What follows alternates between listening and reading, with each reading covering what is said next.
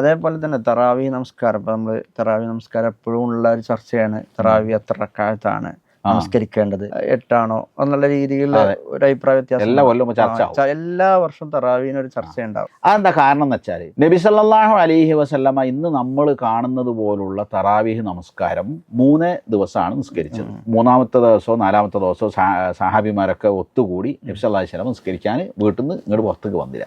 അപ്പൊ അതിനെപ്പറ്റി ചോദിച്ചപ്പോൾ നബി സല്ലല്ലാഹു അലൈഹി വസല്ലം ഖശീതു അൻ യുഫ്തറദ അലൈഹി, അത് ഫറദാക്കപ്പെടുമോ എന്ന് ഞാൻ ഭയപ്പെട്ടു. അന്ന് മുതൽ പിന്നെ ഓരോരുത്തർ അപ്പന സ്വന്തം നിലക്ക് നിസ്കരിക്കലായിരുന്നു.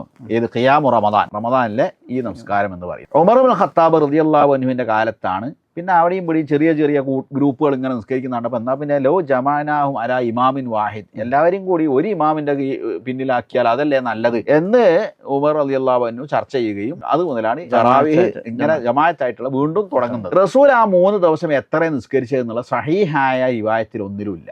ഒരു ഹദീസിൽ ഒരു സഹാബി വന്ന് നബി സല്ലല്ലാഹു അലൈഹി വസല്ലം ഖിയാമുൽ ലൈലിനെ പറ്റി ചോദിക്കും, സ്വലാത്തുൽ ലൈൽ. അപ്പോൾ റസൂൽ പറയുന്നുണ്ട് സ്വലാത്തുൽ ലൈലി മസ്നാ ഈ രണ്ട് റക്അത്താണ്. ഫൈദാ ഖശീത സുബ്ഹ, സുബൈ വാങ്ക് കൊടുക്കുന്നതിന് പേടിച്ചാൽ ഫൗത്തിർ ബി വാഹിദ്, ഒറ്റയാക്കി അവസാനിപ്പിക്കും. ഈ ഹദീസിന്റെ അടിസ്ഥാനത്തിൽ എന്താ മനസ്സിലാക്കേണ്ടത്? എത്ര റക്അത്ത് നിസ്കരിക്കാം, പക്ഷെ അവസാനം വിത്റാക്കിയാൽ മതി. ഇത് വേറെന്തോ പറയുമ്പോൾ പറഞ്ഞാണെങ്കിൽ, അതായത് റസൂലിനോട് ഒരാൾ വന്നിട്ട് രാത്രി നമസ്കാരത്തെ പറ്റി ചോദിക്കുമ്പോൾ എല്ലാ ഡീറ്റെയിലും പറയണല്ലോ.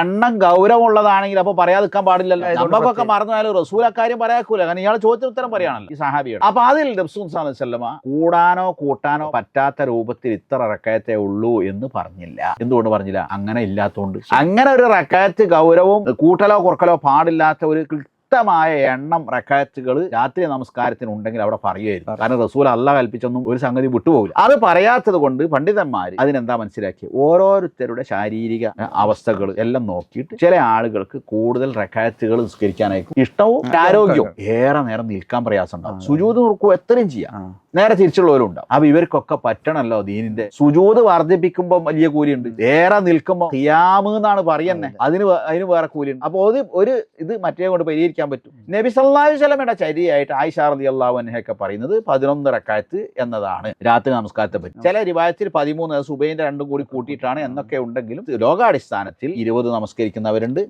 പിന്നെ വിത്തറും അതേപോലെ 8 റക്അത്ത് നമസ്കരിച്ച് 3 റക്അത്ത് വിത്തർ അങ്ങനെ നമസ്കരിക്കുന്നവരുണ്ട്. ഇങ്ങനെ എല്ലാം ഉൾക്കൊള്ളാൻ പറ്റിയ രൂപത്തിലാണ് ഹദീസുകളുടെയും സഹാബിമാരുടെയും ഒക്കെ ചര്യ എന്ന്. അഥവാ നമ്മൾ അതിലൊരു വാശി പിടിക്കേണ്ട ഒരു കാര്യമില്ല. കാരണം നേരത്തെ പറഞ്ഞ ഹദീസ് എല്ലാത്തിനും വളരെ ക്ലിയർ ആണ്.